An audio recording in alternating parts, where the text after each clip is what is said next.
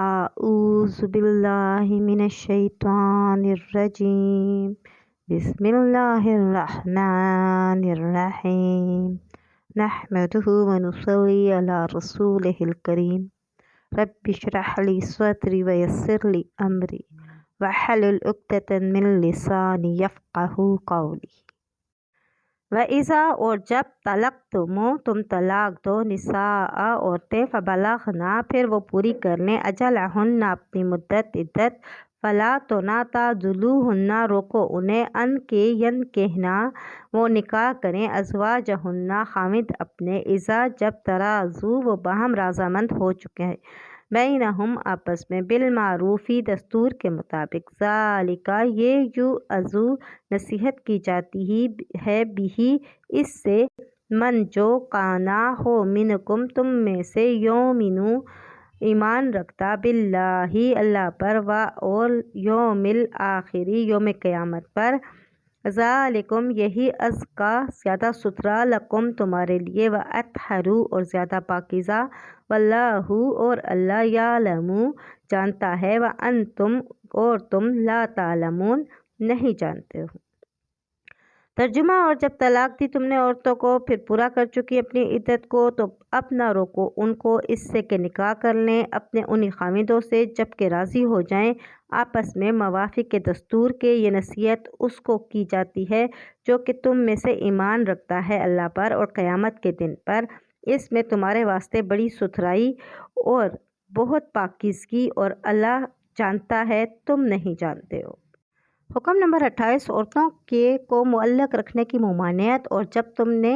عورتوں کو طلاق دی ہو پھر وہ اپنی عدت گزارنے کے قریب پہنچ جائے تو تم ان کو قاعدے کے موافق رجعت کر کے نکاح میں رہنے دو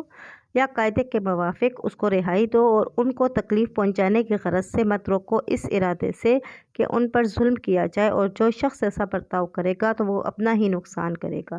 اور حق تعالیٰ کے احکام کو کھیل نہ بناؤ اور حق تعالیٰ کی جو تم پر نعمتیں ہیں ان کو یاد کرو، اور خصوصاً کتاب و حکمت کی باتوں کو جو اللہ تعالیٰ نے تم پر اس حیثیت سے نازل فرمائی کہ ان کے ذریعے تم کو نصیحت فرماتے ہیں، اور اللہ تعالیٰ سے ڈرتے رہو اور یقین رکھو کہ اللہ تعالیٰ ہر چیز کو خوب جانتے ہیں۔ حکم نمبر 29 عورتوں کو نکاح ثانی سے منع کرنے کی ممانعت اور جب تم اپنی عورتوں کو طلاق دے دو اور عورتیں اپنی میعاد مدت پوری کر چکیں تو تم ان کو اس امر سے مت روکو کہ اپنے تجویز کیے گئے شوہروں سے نکاح کر لیں جبکہ باہم سب رضامند ہو جائیں قاعدے کے موافق۔ اس مضمون سے یہ نصیحت کی جاتی ہے کہ اس شخص کو جو تم نے سے اللہ اور اللہ کے رسول پر اور روز قیامت پر یقین رکھتا ہو، اس نصیحت کو قبول کرنا تمہارے لیے زیادہ صفائی اور زیادہ پاکی کی بات ہے، اور اللہ تعالیٰ تمہاری مصلحتوں کو جانتے ہیں تم نہیں جانتے۔ معارف و مسائل کچھ اس طرح سے ہیں کہ ان سے پہلے بھی 2 آیتوں میں قانون طلاق کے اہم دفعات اور اسلام میں طلاق کا عادلانہ اور معتدلانہ نظام قرآن کریم کی حکیمانہ اسلوب کے ساتھ بیان فرمایا گیا ہے۔ اب مذکور صدر 2 آیتوں میں چند احکام و مسائل مذکور ہیں۔ احکام میں طلاق کے بعد رجعت یا انقطاع نکاح دونوں کے لیے خاص ہدایات ہیں۔ پہلی آیت میں پہلا مسئلہ یہ ارشاد ہوا ہے کہ جب متعلقہ رجعی عورتوں کی عدت گزرنے کے قریب ہو جائے تو شوہر کو 2 اختیار ہیں، ایک یہ کہ رجعت کر کے ان کو اپنے نکاح میں رہنے دے، دوسرے یہ کہ رجعت نہ کرے اور تعلق نکاح ختم کر کے ان کو بالکل آزاد کر دے، لیکن دونوں اختیاروں کے ساتھ قرآن کریم کی یہ قید لگائی ہے رکھنا ہے تو قاعدے کے مطابق رکھا جائے اور چھوڑنا ہے تب بھی شرعی قاعدے کے مطابق چھوڑا جائے۔ اس میں بالمعروف کا لفظ دونوں جگہ علیحدہ علیحدہ لا کر اس کی طرف ارشاد فرمایا گیا ہے۔ رجعت کے بھی کچھ شرائط اور قواعد ہیں اور آزاد کرنے کے لیے بھی دونوں حالتوں میں سے جس کو بھی اختیار کرے شرعی قاعدے کے موافق کرے، محض وقتی غصہ اور جذبات کے ماتحت نہ کرے۔ دونوں صورتوں کے شرعی قواعد کا کچھ حصہ تو خود قرآن کریم میں بیان کر دیا گیا ہے، باقی جو تفصیلات ہیں وہ حضرت صلی اللہ علیہ وآلہ وسلم کے بیان فرمائیے۔ مثلاً اگر واقع طلاق کے بعد مفارقت کے ناگوار عواقب کا خیال کر کے رائے یہ ہو جائے کہ رجعت کر کے نکاح قائم رکھنا ہے تو اس کے لیے شریعت کا قاعدہ یہ ہے کہ پچھلے غصے اور ناراضگی کو دل سے نکال کر حسن معاشرت کے ساتھ زندگی گزارنا اور حقوق کی ادائیگی کا خیال رکھنا پیش نظر ہو۔ عورت کو صرف قید میں رکھ کر ستانا اور تکلیف پہنچانا مقصود نہ ہو، اسی کے لیے آیت متذکرہ میں یہ الفاظ ارشاد ہوئے ہیں، یعنی عورتوں کو اپنے نکاح میں اس لیے نہ رکھو کہ اس پر ظلم کرو، دوسرا قاعدہ رجت کا یہ بھی ہے کہ جو سورہ طلاق میں ذکر کیا گیا ہے اور آپس میں دونوں معتبر شخصوں کو گواہ کر لو، پھر اگر گواہی کی حاجت پڑے تو ٹھیک ٹھیک اللہ کے واسطے بلا روح رعایت گواہی دو۔ مطلب یہ کہ جب رجت کا ارادہ کرو تو اس پر 2 معتبر مسلمانوں کو گواہ بنا لو۔ اس میں کئی فائدے ہیں۔ ایک یہ کہ اگر عورت کی طرف سے رجت کے خلاف کوئی دعویٰ ہوگا تو اس گواہی میں کام کر لیا جائے گا۔ دوسرا، خود انسان کو اپنے نفس پر بھی بھروسہ نہیں کرنا چاہیے۔ اگر رجت پر شہادت کا قاعدہ نہ کیا جائے تو ہو سکتا ہے کوئی شخص عدت پوری گزر جانے کے بعد بھی اپنی غرض یا شیطانی اغوا سے یہ دعویٰ کر بیٹھے کہ میں نے تو عدت گزرنے سے پہلے رجت کر لی تھی۔ ان مفاسد کی انسداد کے لیے قرآن نے یہ قاعدہ مقرر فرما دیا ہے کہ رجت کرو تو اس پر 2 معتبر گواہ بنا لو۔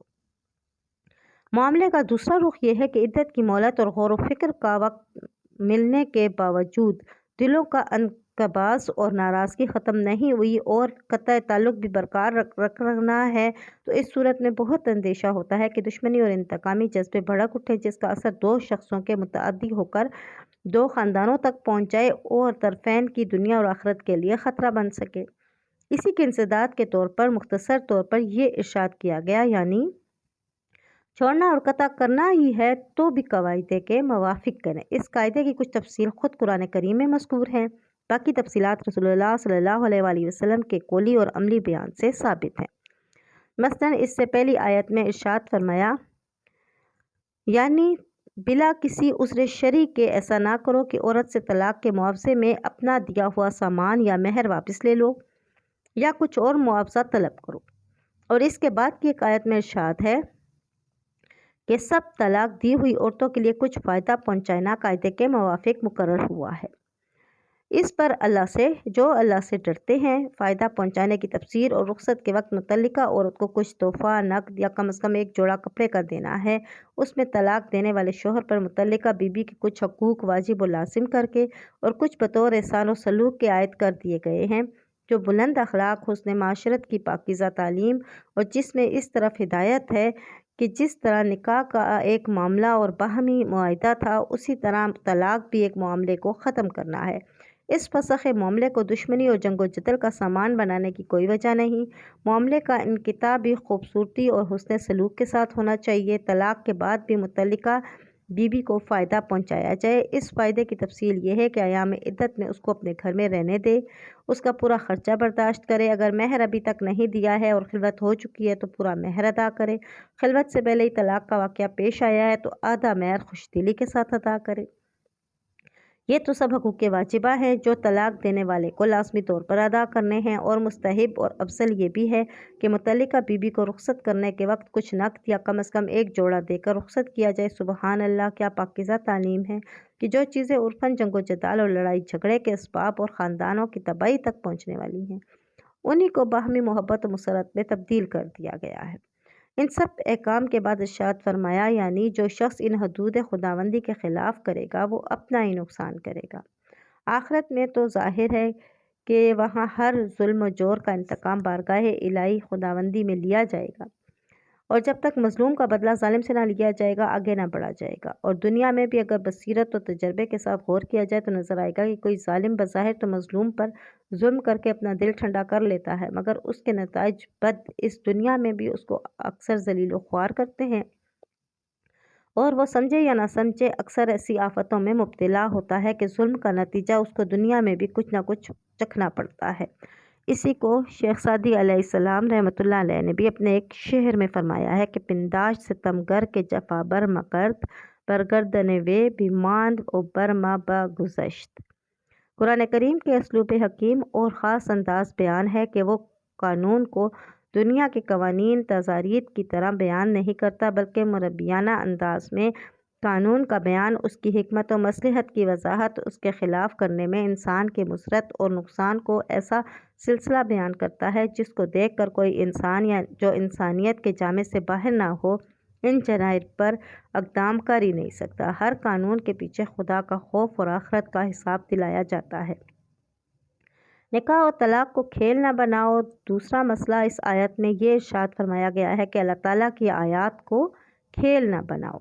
کھیل بنانے کی ایک تفسیر تو یہ ہے کہ نکاح اور طلاق کے لیے اللہ تعالیٰ کی حدود و شرائط مقرر کر دیے گئے ہیں، انہیں کی خلاف ورزی کرنا۔ اور دوسری تفسیر حضرت ابو درداء سے منقول ہے، وہ یہ ہے کہ زمانہ جاہلیت میں بعض لوگ طلاق دے کر یا غلام آزاد کر کے مکر جاتے اور کہتے تھے میں نے تو ہنسی مذاق میں کہہ دیا تھا، طلاق یا عطاق کی نیت نہ تھی۔ اس پر یہ آیت نازل ہوئی جس میں یہ فیصلہ کر دیا گیا کہ نکاح اور طلاق کو اگر کسی نے کھیل یا مذاق میں پورا کر دیا تو نافذ ہو جائیں گے، نیت نہ کرنے کا عذر مسموع نہ ہوگا۔ حضرت صلی اللہ علیہ وآلہ وسلم نے ارشاد فرمایا کہ 3 چیزیں ایسی ہیں جن میں ہنسی کے طور پر کرنا اور واقعی طور پر کرنا دونوں برابر ہے، ایک طلاق، دوسرا عطاق اور تیسرا نکاح۔ اور حضرت ابو ہریرہ سے اس حدیث میں یہ الفاظ منقول ہیں، یعنی 3 چیزیں ایسی ہیں جن کو قصد اور ارادے سے کہنا اور ہنسی مذاق کے طور پر کہنا برابر ہے، ایک نکاح، دوسرا طلاق، تیسری رجعت۔ ان تینوں چیزوں میں حکم شرعی تو یہی ہے کہ 2 مرد اور عورت اگر بلا قصد نکاح ہنسی ہنسی میں گواہوں کے سامنے نکاح کا ایجاب و قبول کر لیں تو بھی نکاح منعقد ہو جاتا ہے۔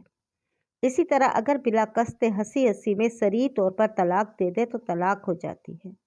یا رجعت کرے تو رجعت ہو جاتی ہے۔ ایسے ہی کسی غلام کو ہنسی میں آزاد کرنے کو کہہ دے تو غلام یا باندی آزاد ہو جاتے ہیں، ہنسی مذاق کوئی عذر نہیں مانا جائے۔ اس حکم کے بیان پر پھر قرآن کریم نے اپنے مخصوص انداز میں انسان کو حق تعالیٰ کی اطاعت اور آخرت کا خوف کا سبق دیا ہے۔ ارشاد باری تعالیٰ ہے، یعنی یاد کرو اللہ تعالیٰ کی نعمت کو جو تم پر نازل فرمائی، اور یاد کرو اس خاص نعمت کو جو کتاب و حکمت کی صورت میں تمہیں دی گئی، اور اللہ سے ڈرو اور یہ سمجھ لو کہ اللہ تعالیٰ ہر چیز کو خوب جانتے ہیں، تمہاری نیتوں اور ارادوں اور دلوں میں چھپے ہوئے بھیدوں سے باخبر ہے۔ اس لیے اگر بیوی کو طلاق دے کر آزاد ہی کرنا ہو تو باہمی نزاع اور ایک دوسرے کی حق تلفی اور ظلم سے بچانے کی نیت سے کرو، غصے کے انتقام یا بیوی کو ذلیل و رسوا کرنے یا تکلیف پہنچانے کی نیت سے نہ کرو۔ طلاق میں اصل یہی ہے کہ صریح اور رچی طلاق دی جائے۔